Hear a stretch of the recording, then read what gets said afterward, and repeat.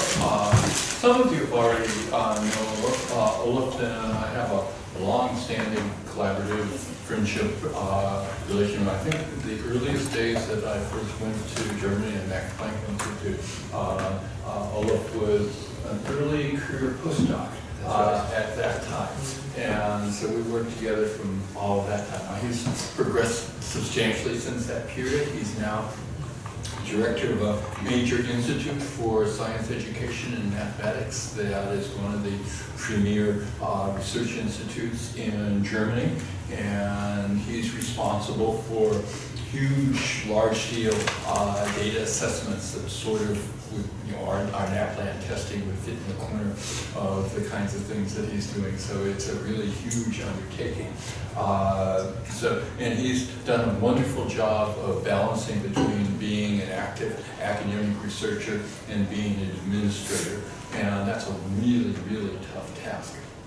Among his other accomplishments, he set up and co-directed the Selfconcept in Kiel that many of us went to last year, and they did a wonderful job. It was just superb. So that attests to his administrative skills as well as his research skills. What we're going to be talking about today is some looking at vocational interests, and that's a really fascinating topic, and they've done some very interesting things in Germany. The German researchers are one of the leading groups in looking at vocational interests, and he'll probably even give us some new interesting ways to look at this sort of data. So let me go ahead and turn it over to you. Yeah, thank you very much, sir, for this warm introduction. And thank you very much for inviting me to this place here in Sydney. It's really a great opportunity for me to stay here and share an office with the heroes of education and psychological research. And in line with the research agenda, you feel like a little fish in a big pond. So it's a perfect place to combine individual experience and what I know from research. What I'm going to do today is starting with a short introduction of the Institute from which I come, which is, as I've already told you, a research institute focusing on science and math education in Germany. We'll show you some information about this institute, what we typically do, the productivity of the institute, but we'll then come to the topic of my talk today, talking about the role vocational interests play in academic and career choices. So, and here are some of my cooperation partners. Some of you might know people from this slide. For instance, he's quite well known, Ulrich. Here are many people cooperating with him. This is Oliver Lüttke, who did a lot of methodological research together with her. And Oliver is now also at IPN, where I come from. Gabriel was former also at Max Planck Institute for Human Development, and he's now also an IPN. First of all, they all went with Ulrich to another university in Germany, and then I brought them back to Kiel, so that many people, former staying at Max Planck Institute, are now at the Institute for Science and Math Education in Kiel. She's a PhD student, the most successful PhD student in, one of the most successful PhD students in our institute. I will show you later what happened to one paper she submitted to the Journal of Vocational Behavior.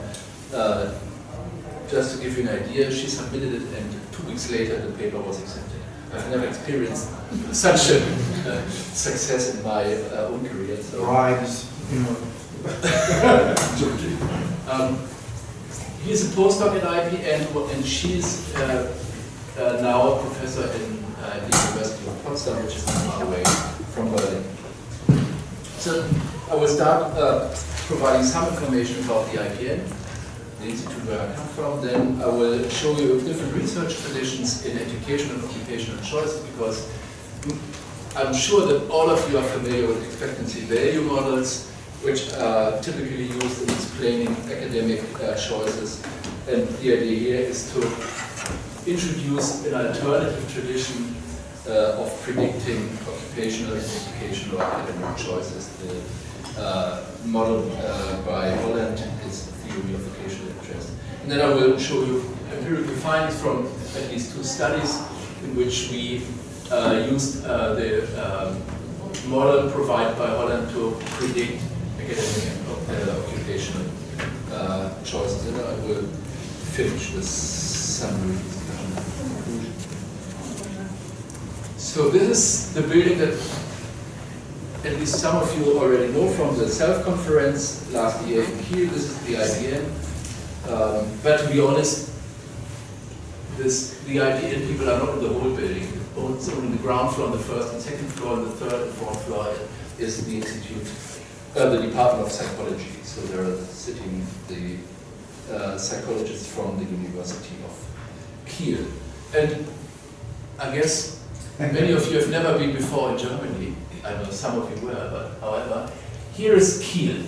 Here. It's not far away from Norway, it's not far away from Iceland. Is it Iceland or Greenland? No, it's Iceland. So usually at this time we have about -5 degrees or something like this, so it's quite different from here. And even in summertime it's much colder than it's typically here. So if you get an offer from Kiel, a job offer, don't go to Kiel, stay here. It's much better, life is much better here compared to the country in which I live. It's really the northern part of Germany. The only good thing is in summertime, the days are really long, 18 to 20 hours. This is fun, this is really nice. However, let's see, what the mission of the IPN is, it has a clear focus on science and mathematics education. The idea is how can we increase knowledge, competencies in mathematics and in science. And the institute was founded as a consequence of the Sputnik show, so about 50 years ago, after the Russians sent their rockets to space. There was high pressure, not only in Germany, but in the whole Western world, to increase science and mathematics knowledge, particularly science knowledge, and this was why the institute was founded at that time. The institute works interdisciplinary and it's closely affiliated to the University of Kiel. We have overall 18 professorships at the institute, 6 full professorships, 6 associated and 6 assistant. We have 4 research lines. The idea is to focus on math and science education from a lifespan perspective, so that competence development starts in early years and ends up hopefully after retirement. And this is the rationale of these 5 research lines: early childhood education with preschool children, then the second research line more or less focusing on school with individual instructional and institutional determinants of learning in school. We also, in this research line, focus on transitions from primary school to secondary school, to lower secondary, from lower secondary to upper secondary, from upper secondary or lower secondary to vocational education, and from upper secondary also to university. Third research line is focusing on teacher education, on effects of teacher education and teacher professional development. We are currently running a longitudinal study in which we focus on learning processes of STEM teachers at university in teaching education. We are interested in how they learn and what they learn really in their university life. Research line 4 focuses on public outreach of scientific knowledge and enrichment. We have also a lot of research, particularly taking into account high achievers, gifted and talented students, and how to provide beyond school environments in which these students can optimally develop. And finally, we have a new research line, educational assessment and educational measurement. This is, or one reason is that the IPN is part of the national program, National Program Management of PISA and TIMSS. So we are part of the national team in Germany of PISA and TIMSS, and this is why we have such a new research line in which we particularly take into account research questions and educational assessment and educational measurement. So we have research lines of my institute, and the structure is very simple. We have 6 departments: biology, education, chemistry, education, math, physics. Then we have Department of Educational Research, this is my department, and Department of Educational and Psychological Measurement, headed by Oliver Lübke, plus IT Administration. We have a library, and we have a PR group at our institute. Each department consists of 3 professors, 1 full professor, 1 associate, 1 assistant. We have 5 postdocs, secretaries, plus PhD students, which means approximately 10 per department. Some facts and figures about the institute. We are about 100 scientists currently working at the IPN, 16 professors, 40 postdocs, and 50 PhD students. The whole budget, it's not really a big budget, it's not 9 million euros per year, plus third-party funding. The idea in Germany is typically, at least in the Leibniz Institutes, to have about 25 to 30% of the whole budget provided by third-party funding, so not more. So this means for us to find a balance between third-party funding and the ordinary funding is about 25 to 30% of the whole budget. The IPN, as all Leibniz Institutes in Germany, is externally evaluated every 7 years. And if we do not perform well, the institute is closed. So there is always an ongoing pressure that we have to be successful, because after a 7-year period, an external evaluation group comes and assesses whether we are good or not good with respect to typical outcome indicators like publications, presentations, number of PhDs, and also how much money the type of grant money, so the typical indicators of productivity. But not RCIs. Not yet, fortunately not yet. What I've learned from you is that too many people fail if you use this indicator. I hope that you haven't calculated mine. This is what we typically reach every year, about 200 national and international presentations and about 160 national and international publications. This usually varies between 150 and 220 per year. We focus on our dependent variables are typically on the side of the learners. Again, from a lifespan perspective, cognitive outcomes in terms of academic achievement, social outcomes, motivational outcomes, emotional outcomes, and also certificates at the end of secondary, vocational, and tertiary education. So we are interested in what really predicts successful individual careers in school. And you can see here the predictors that we are typically interested in. It's a multi-level perspective from the individual, the family, school and instruction, but also media. We are also interested to some extent in system influences. For instance, what is the role such studies like PISA and TIMSS play for changing curricula, and what are the consequences of changing curricula for learning in school? We are also interested in reforms of the structure of our educational system. So some of you might know that Germany has this tracked school system in secondary school with the so-called Hauptschule for the low achievers, then another track for the middle achievers, and one track, the Gymnasium, for the really high achieving students. The last group which is typically for university, and there have been a couple or many reforms during the last year to reduce this heterogeneity in our track system, so that at the end we came out only nowadays with 2 school types, the academic track and the other track, and we are also interested in how these reforms affect students' outcomes like achievement, motivation, and so on. What we typically find is school reforms do not have any effect on students' outcomes. No positive, no negative effects. It seems to be just in line with John Hedy. It seems to be the quality of instruction, but not the type of the school structure that predicts successful learning. We are, I would guess 90% of our research is quantitative research. We combine cross-sectional and longitudinal studies. We have, like you hear, we have many large data sets that we reanalyze and conduct secondary analyses. We're still working with data that are 30 years old or even older. We have additional experimental and quasi-experimental studies.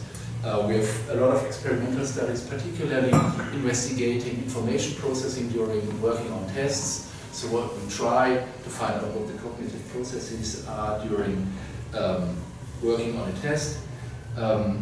Many of our studies focus on math and science competencies or knowledge. And what we have just started a couple of years ago is that we are aware of the big role language skills play even for math learning and for science learning.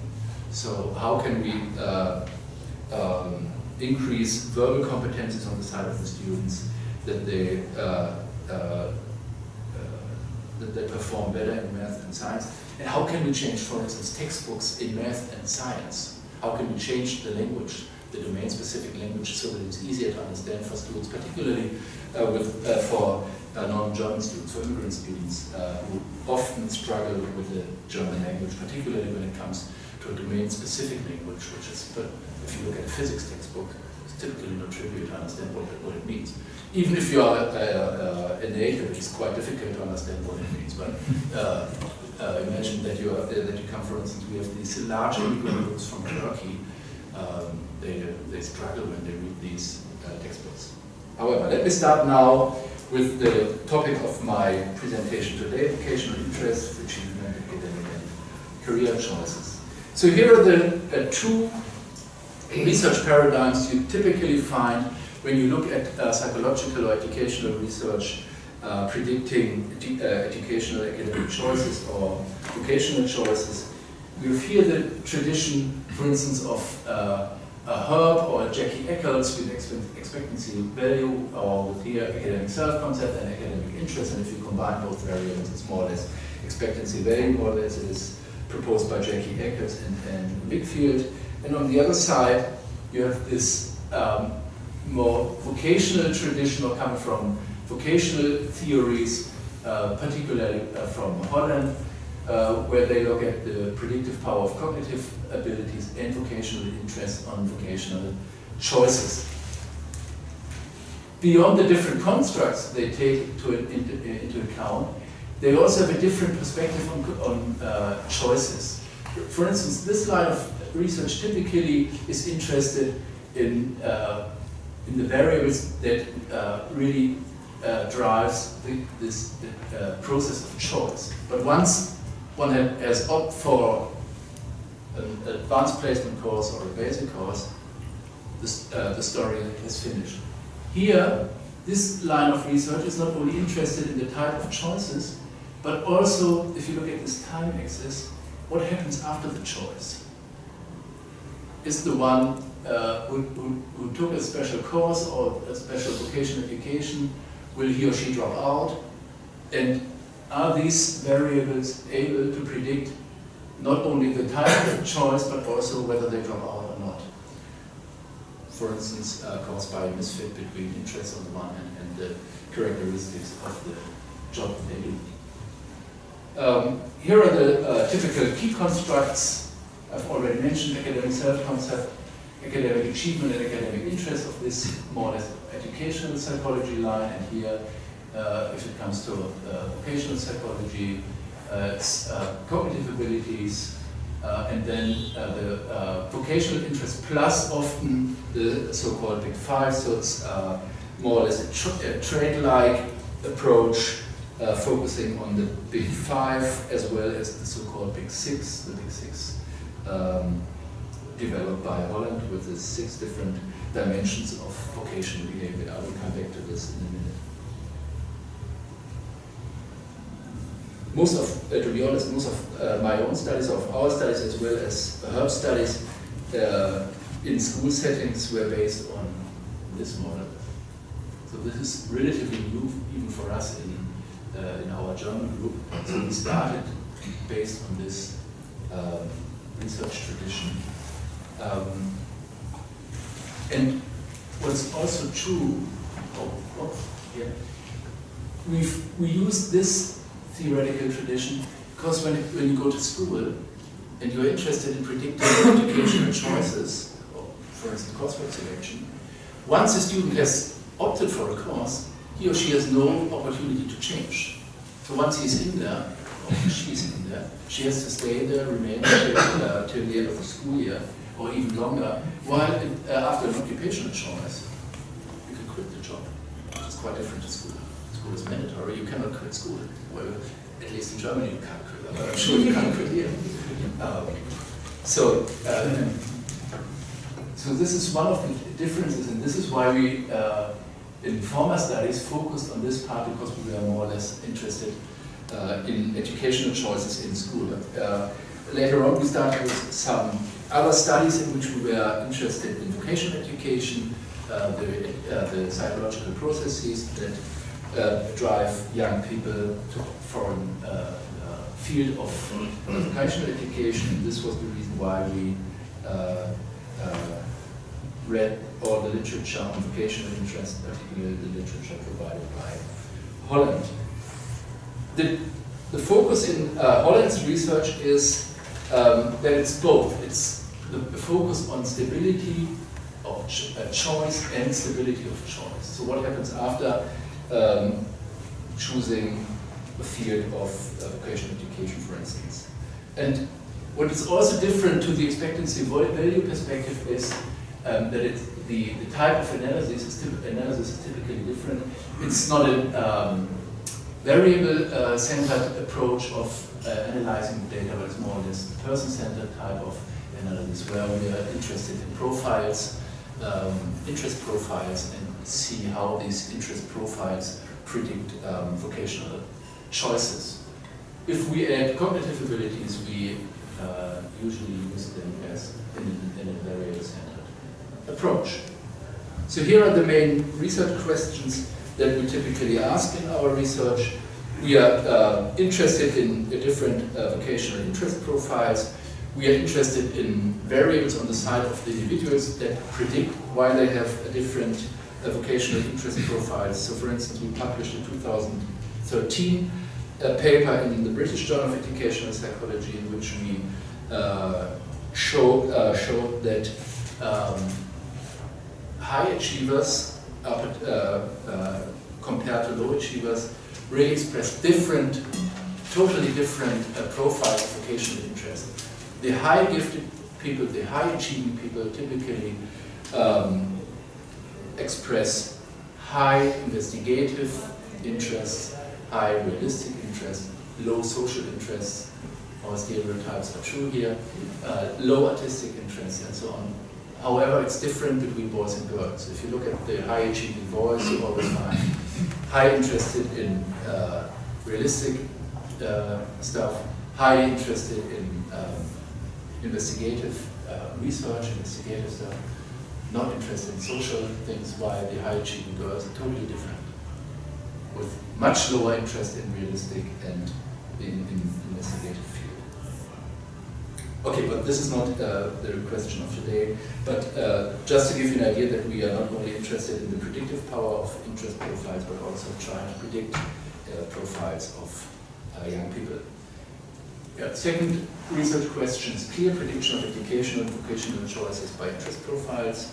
And not only for choices, which is the second research question, but also for success. And success means what happens after you have opted for a field of vocational interest.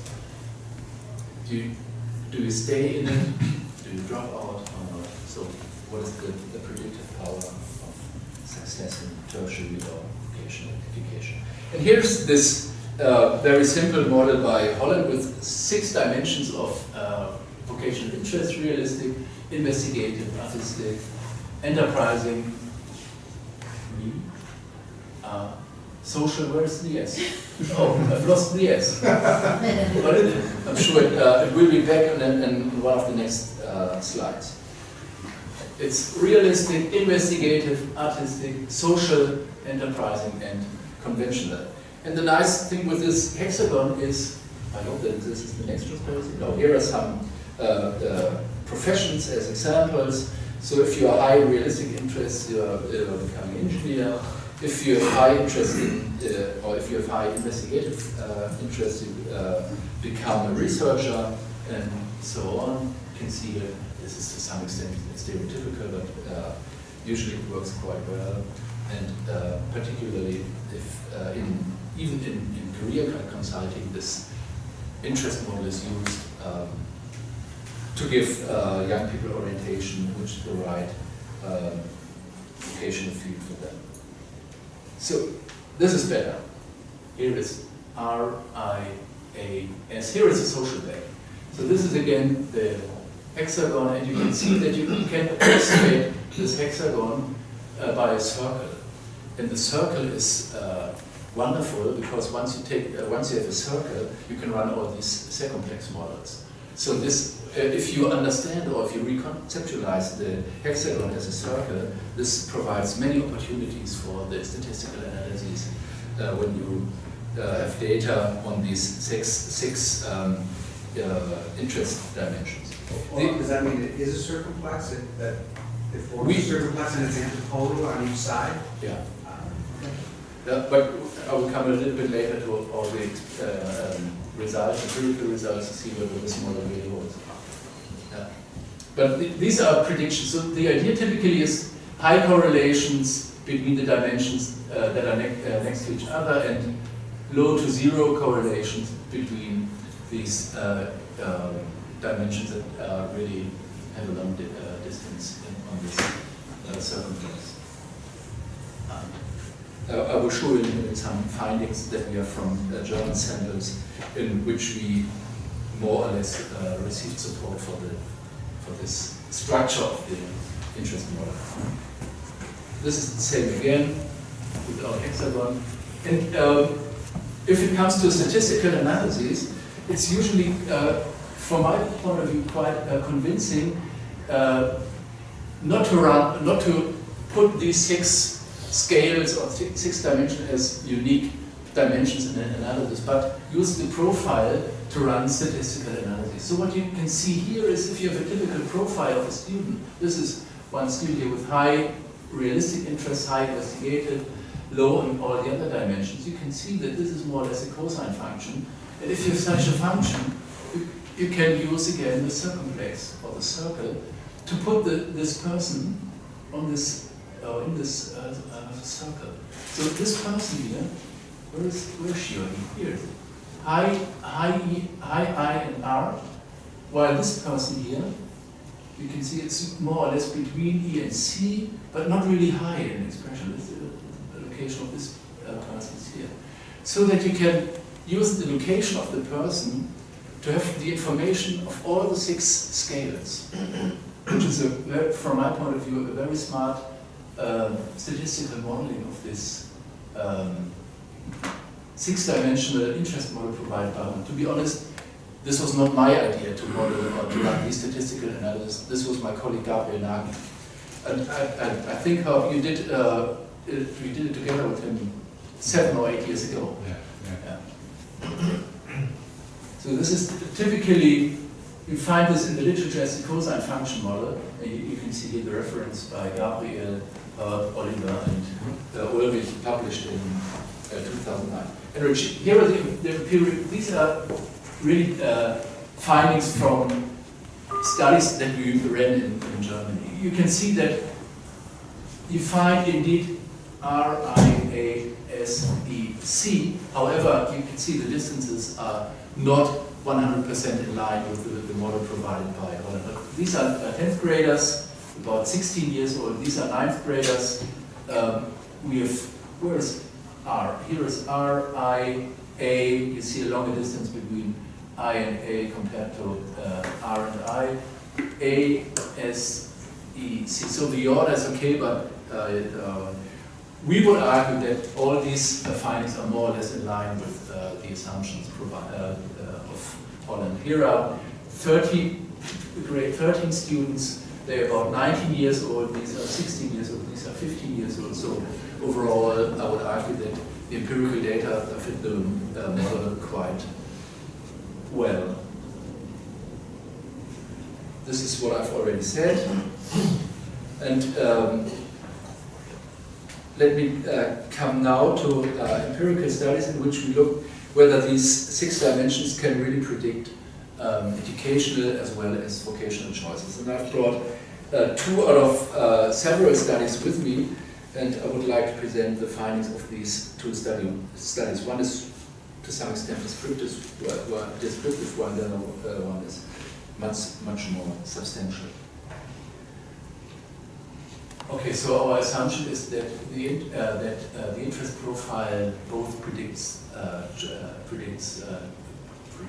both choices and behavior after students or individuals have chosen for vocational education. Here is the first story. It's the first study. It was conducted by Gabriel, myself, and Michael Leucht, who is one of our postdocs. And in this study, we were interested in interest profiles of students from different types of upper secondary schools. So we have 2 different types of upper secondary school in the so-called traditional gymnasium, which traditionally prepared for university, and on the other hand we have so-called vocational gymnasium, which is more job-oriented, which is more oriented towards the world of occupation. But at both school types, students get the certificate which allows them to go to university, the so-called Abitur. And in addition, the traditional gymnasium has 5 different profiles: science profile, language profile, sports, artistic, arts, and civic education. So 5 profiles. And the so-called vocational gymnasium, they have 5 or 6 profiles: engineering, economics, psychology, agriculture, health, nutrition. These different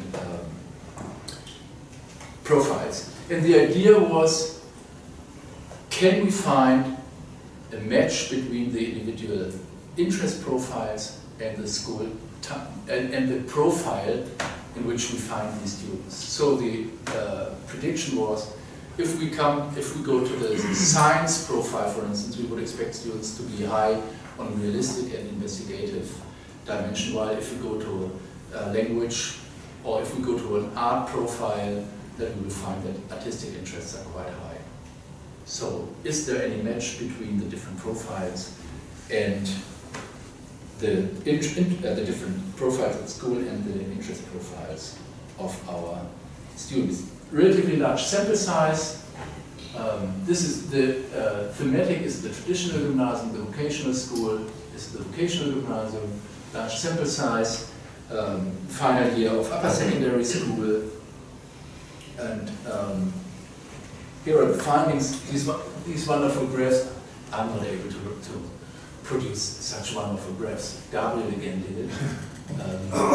But just to give you an idea what we found, here is the profile at the vocational gymnasium in techniques.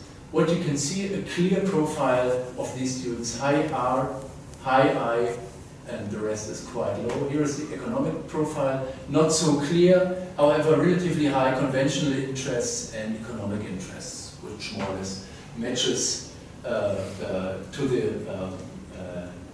the type of school in which they are, to the profile of the school in which they are. Here's the science profile in the traditional gymnasium, students in the science profile, again with high R, high I, and the rest relatively low. And this is the arts profile, very pronounced with, look at this is A, this is artistic profile, artistic interest quite high compared to the other dimensions, relatively high again, social, and you can imagine that these different profiles also differ with respect to the proportion of girls and boys in these profiles. You can imagine that, look at these low social interests that many boys are in this group. This is, again, stereotypical. So overall, and these are only examples, we've got similar findings for all the other profiles in the different school types. So there, to make a long story short, there was a high congruence more or less between the type of school they attend, the students attend, and their vocational interest, which is quite a descriptive finding, but the next study I'm going to present is much more substantial. And this is the paper we published last year. I don't know whether you can read it. We submitted it July 1st. We received, or we got feedback 2 weeks later, and the feedback was provide one additional table of correlations. We sent it back with new correlations, and then we waited 6 weeks, but after that it was accepted. So this was really the fastest paper we've ever submitted. and she couldn't believe it. Either me, because this is what typically, what usually in this study we had not only a focus, or we did have a focus on choice behavior, but on the time after the students have opted for a field of vocational education. So we are predicted in job satisfaction. We were interested in predicting job satisfaction and the intention to quit vocational education in these fields. And the idea was that, again, that vocational interests play an important role in occupational choices and in predicting behavior once they have chosen for a special field of vocational education. And if there is a mismatch between the characteristics of the job and the vocational interest, the chance of dropout increases. So this was the idea. If there's a mismatch, that the tendency to drop out or to quit the job is increasing on the side of the students. What we did not really test in the study, or I won't present these findings, is that that the idea of this research is that the vocational interests are only predictive for a relatively short period. The first period of vocational education that they are responsible for predicting dropout.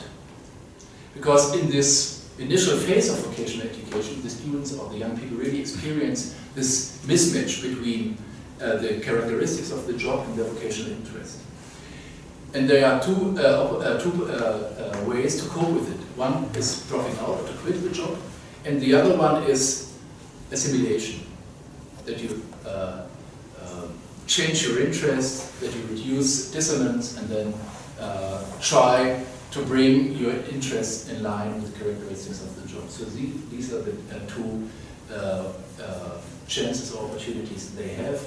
And later on, once part of the students drop out, the other one they adopt their interest to the job characteristics. Later on, other variables become predictive for dropping out. So after a period of 6 months, for instance, we predict typically that cognitive variables, achievement indicators, as well as the big 5 personality traits become more predictive for dropping out vocational education. This is the idea, but I will present only findings on the phase of the initial phase of vocational education first. Olaf, yeah. How stable are the interest profiles?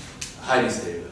Okay, so the Overall, highly stable. Okay, so when you're saying that they change their interests, Yeah. are they able to do that successfully?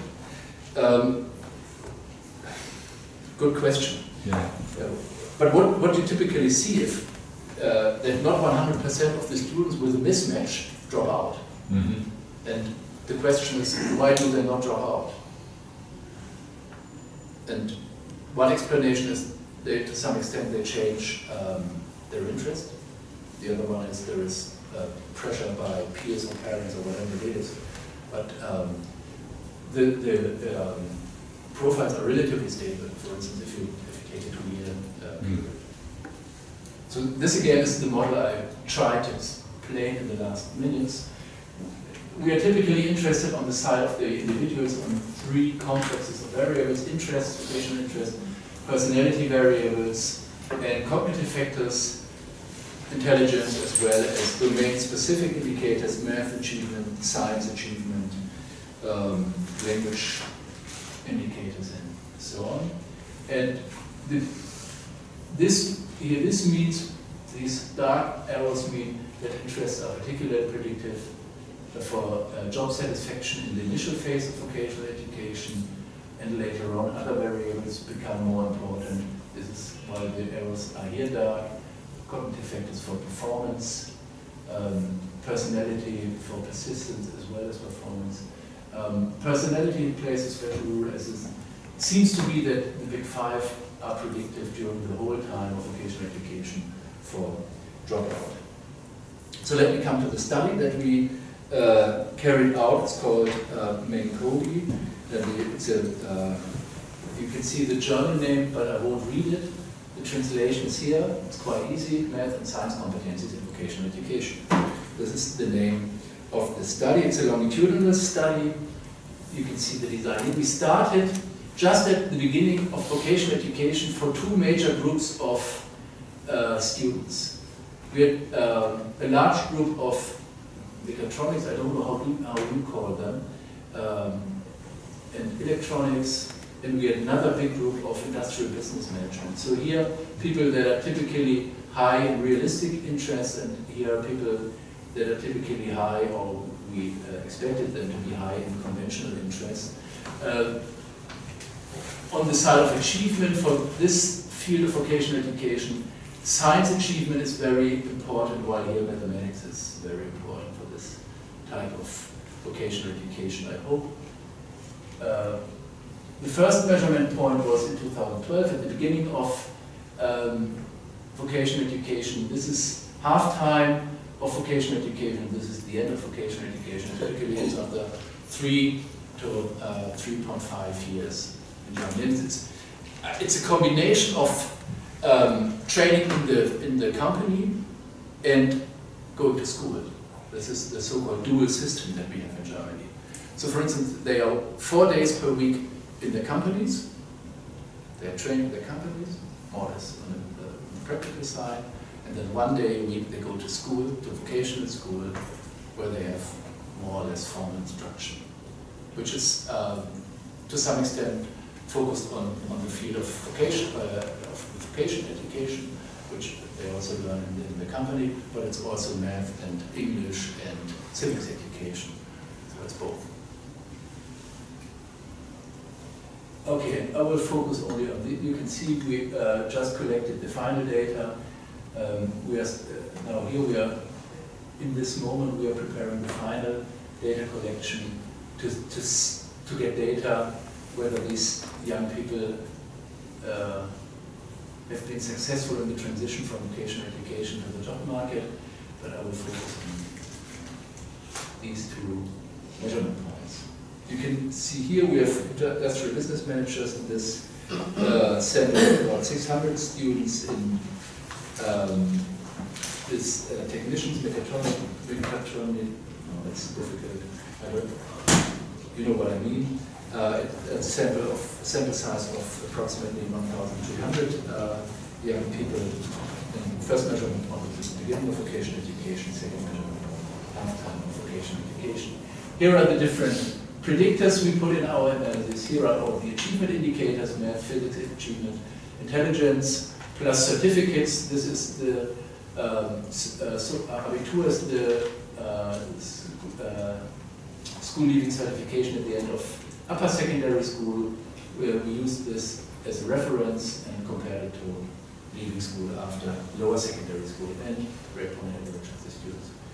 We have the big five in this analysis, and we have the big six by Holland in our statistical analysis.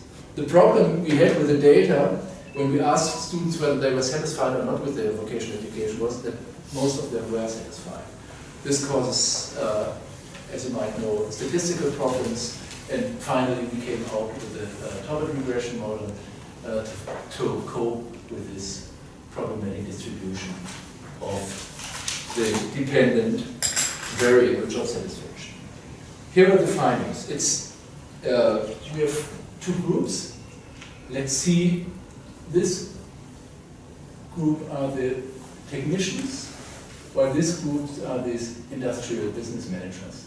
So the white group are the industrial business managers, while the black group is the technicians. And these are regression weights predicting satisfaction with vocational education. Overall, you can see small effects of the cognitive variables, small to non-significant effects. These are confidence intervals here. We also controlled for socioeconomic background. This is the International Socioeconomic Index. So overall, no substantial effects of cognitive variables in the first phase in the initial phase of vocational education. No substantial effects of certificates. Some substantial effects of the Big Five, particularly extraversion was predictive, agreeableness was predictive, relatively small coefficients, and here there was a difference in openness with positive regression weight for the technicians and a negative for the industrial business manager. But the interesting story is here. This is the regression weight of the dimension realistic interest divided by the these are regression coefficients not from a circumference model. So I ran an ordinary regression model with the 6 dimensions as 6 predictors. And these are, I suppose, standardized? Yes, they are. And the highest one I cannot see until the top on 0.3, is that correct? You mean this one? Yeah. 0.3. Thank you. Yeah. So it's not close to 1. I didn't say that, I have to know. But what you can see here is, compared to all the other predictors, high predictive power of realistic interest for satisfaction with vocational education for the technicians, and here conventional interest to be highly predictive for satisfaction with vocational education for the industrial business managers. So these 2 dimensions were sensitive for really predicting satisfaction with vocational education. Here is the intention to continue or to quit vocational education. It's coded 1 plan to continue, 0 plan to quit. And again, when we focus on here, you can see again the biggest regression weight for realistic interest in predicting intention to continue for the technicians, and the highest effect for industrial business managers for conventional interest, which is in line with this congruence assumption. If the interests match to the field of vocational education, the probability that you're satisfied with the field of vocational education, that you stay in this field, increases. Why are the weights so much higher in this, in this analysis? Either twice, the 0.3 that goes up to 0.7 almost. What is 0.7? Well, this, unless I read this incorrectly. Oh, you mean this one? Yeah, 0.7 compared to the other analyses where it's 0.3. Oh, this is, you mean Abitur? You mean this one? Or? No, I mean, you look at some of the, the weights that you have in these different analyses, with intention to continue, they're up to 0.7. Yeah, which is only this one. This is 0.3. Not higher than 0.3 if you look at this. But what about the, it looks higher in this one here overall than the other ones? No? They are a little bit lower, you're right. In satisfaction? Yeah. Is it because they are already in the program and unlikely to leave the program, or because they've made up their mind or something that, I don't know. Maybe. The interesting thing here is, or at least from my point of view, if you look at this here, Abitur, particularly for this group here, these are the industrial business managers. This is, you can see that this effect is the strongest one, and the same is true. No, it's not true. No, it's not true here, but here. The intention to continue vocational education is quite strong for this group. This is not predictive for this group because we don't have many students here in this group with Abitur. Abitur is this highest degree that you can reach, while So this is might be a problem of a reduced variance in the group, while here we have really a third of the students, or 40% of the students graduated with Abitur, 60% with a lower degree. So, and what we typically find is that, and this is not only in our study the case, that if they have the Abitur, the highest degree in the educational system, this is really protective for all the outcomes after leaving school. It's not a psychological variable, I agree. But it is obviously connected to the psychological resources on the side of the young people, which are protective with respect to dropping out, university dropout, vocational education. So being successful at the gymnasium is really a protective factor for young people in Germany. But overall, you can see that, as we expected, that these two dimensions, for which we thought that mismatch or match to the field of vocational education is important, that these two dimensions indeed were predictive compared to all other RIASEC dimensions, both for the technicians as well as for these industrial business managers. And there were some other, again, extraversion was quite stable, the effect, and there was this negative effect again of openness on the intention to continue or the intention to graduate. Did you try to put all these variables into one analysis to see what would happen? Will it explode? No, this is from one analysis. It's a simultaneous. Oh, I see. Yeah, Oh, yeah. it's multivariate. It's Oh, multivariate. okay. Yeah. But to be honest, the Big Five and the Big Six, they share a lot of variance. Okay. So it's 50%. So there are substantial correlations. But this is not univariate. This is from a multivariate analysis. And the outcome of a dummy variable there, the outcome 1 or 0 plan to Yeah. continue. Yeah. So this is the end of my presentation, I guess.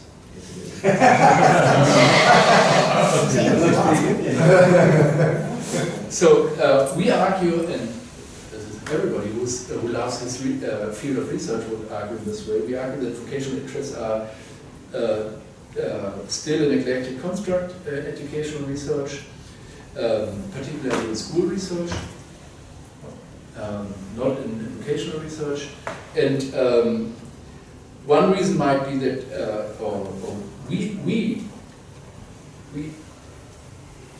we like vocational interests, particularly, I don't know whether it's in here, because we've changed our focus from just being interested in the choice behavior to what's really going on after they have opted for a field of vocation or for a specific domain, or when they go to university. What happens even after they have opted for a major at university, based on their vocational interest, based on their Big Five. And this is, we are still, to be honest, and we are still interested also in the role of expectancy value models they play in choice behavior. But when the focus changes on this, on a longer time period, then these models of vocational behavior might be of, or vocational interest might be of particular interest. This was my story. Thank you very much, and I'm happy to get your questions. Thank you.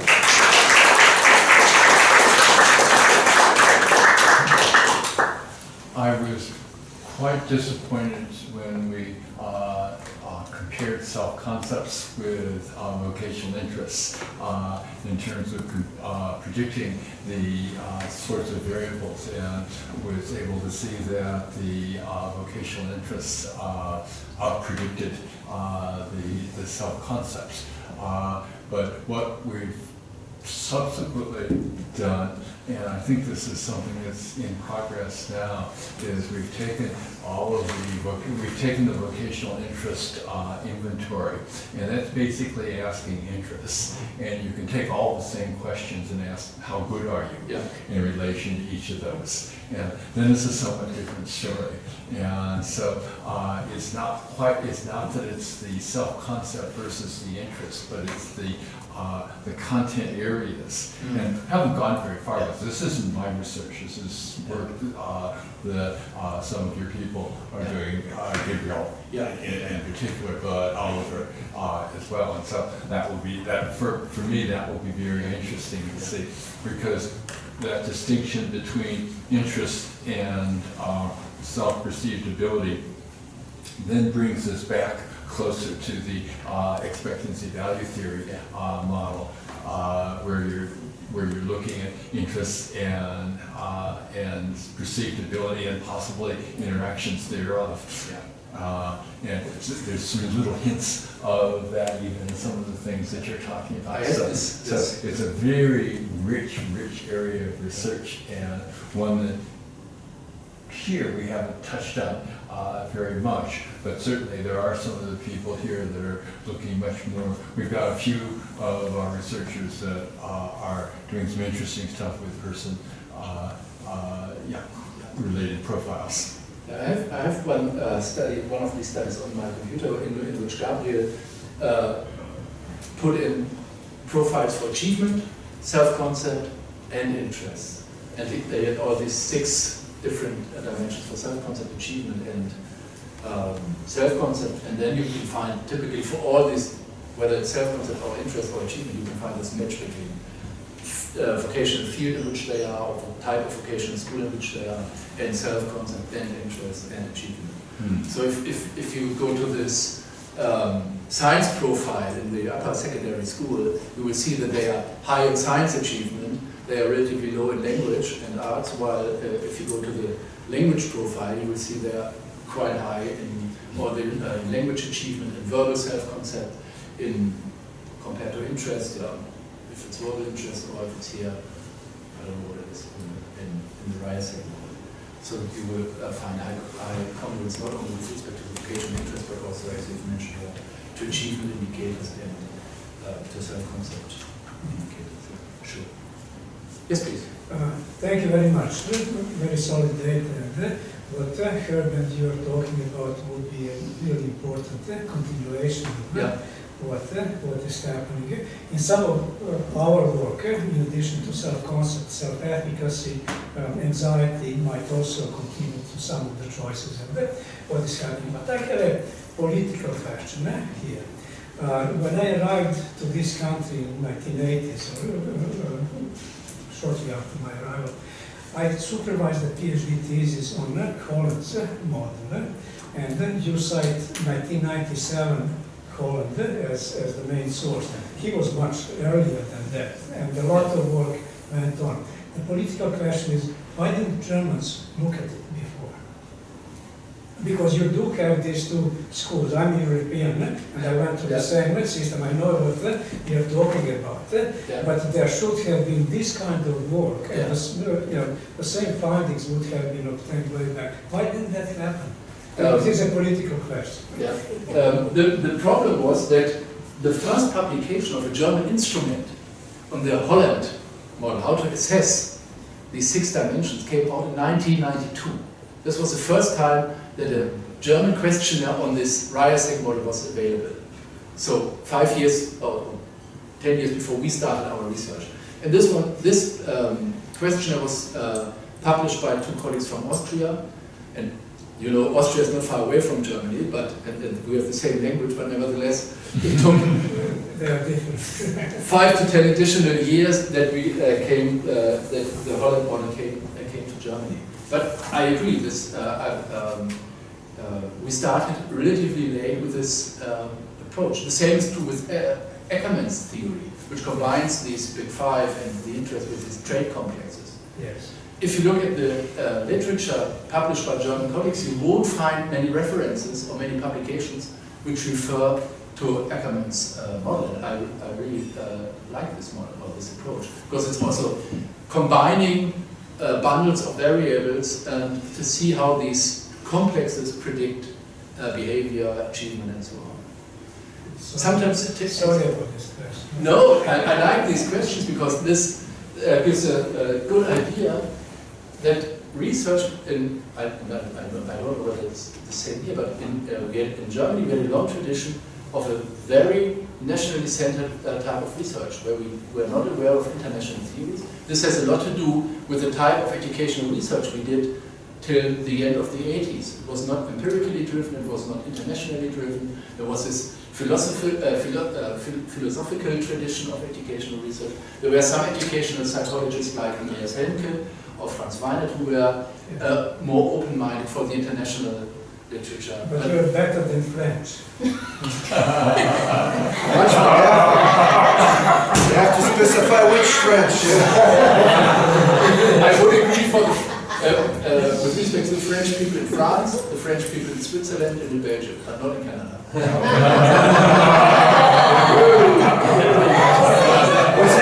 Was a pint, right? It was a pint that we agreed on. And all this also with this one. This was interesting. Rich? So the Holland model, how early do you measure it? And what can you tell us about the development of interest and why there are already gender differences and all those things existing? You mean when we measured the Yes, how the early first, do you measure Holland interests? do you mean in terms of age? You can use the inventory for 15 years. So these are already stable and well established by age 15.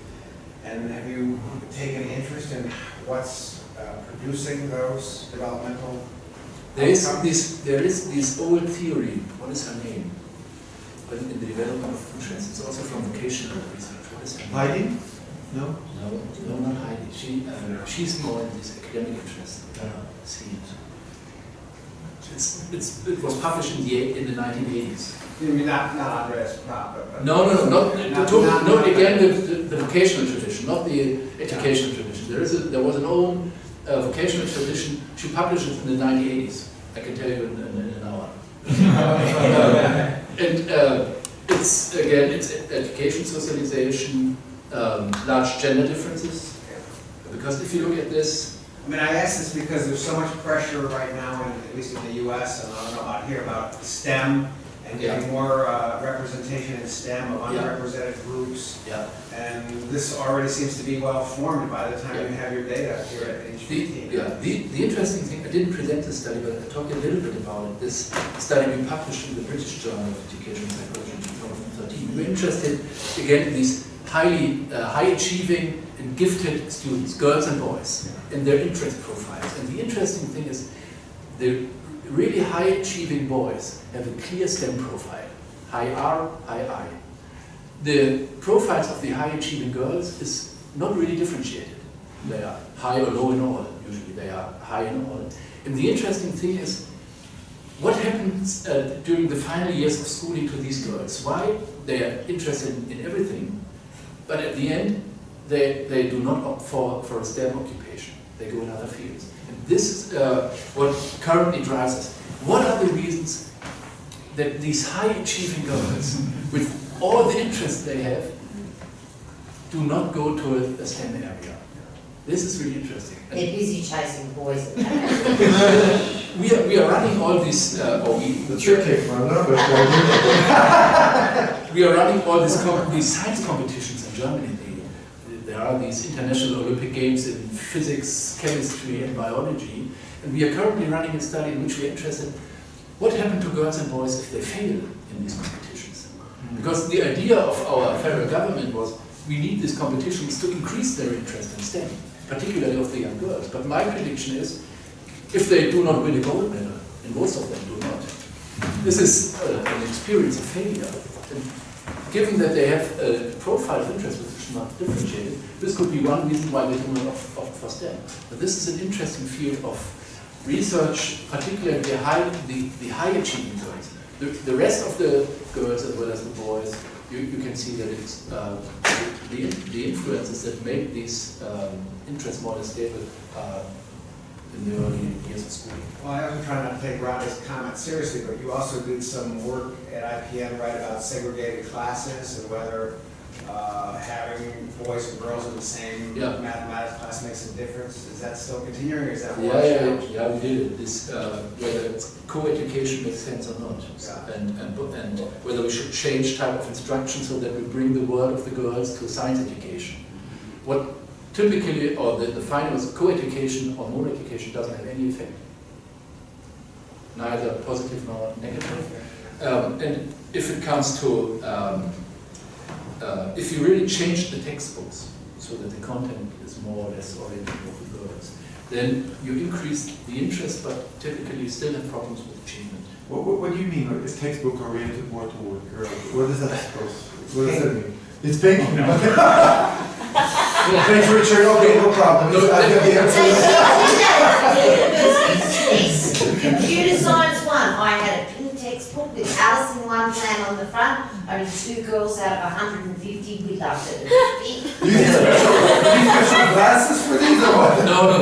For instance, many real world problems that you explain physics on the basis of real world problems. That is. But that's probably for everybody, right? I mean, it's. Yeah. But also, you don't have to use auto mechanics as the basis of teaching physics. Or maybe the examiner is not male-oriented in the sense that a man here, a man there. The message is usually All the everything which which interests boys, also the other way around. If it's interesting for girls, it's also interesting for boys, but not the other way around. So there are many contents that are interesting for boys, but not for girls, but it's not vice versa. Once you've catched the girls, you also catch the boys. And the color is not so important, it's not sure.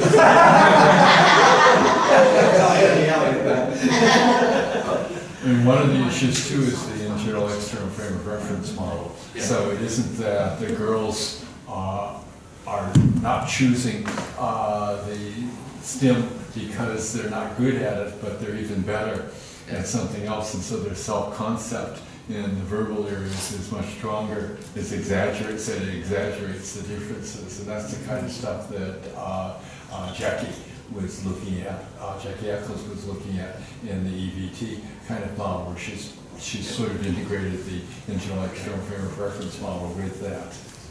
We also are currently running some studies in which we look on stereotypes or images that scientists or researchers in science have. Mm-hmm. Yeah. Old, grey men, sorry, this way. And this is not really a role model for the young girls. We are just planning a study. Do you say astronaut or cosmonaut? What do you say to these people who fly? Astronaut. Because in 2018, Germany will send again one of our German astronauts to this ISIS study, this station. Space station. And he's quite, and we already sent him a couple of years ago to the station. And he's like a rock star. So he's wearing a t-shirt when he's in the station. He looks like, I don't know, it's not here, like Robbie Williams.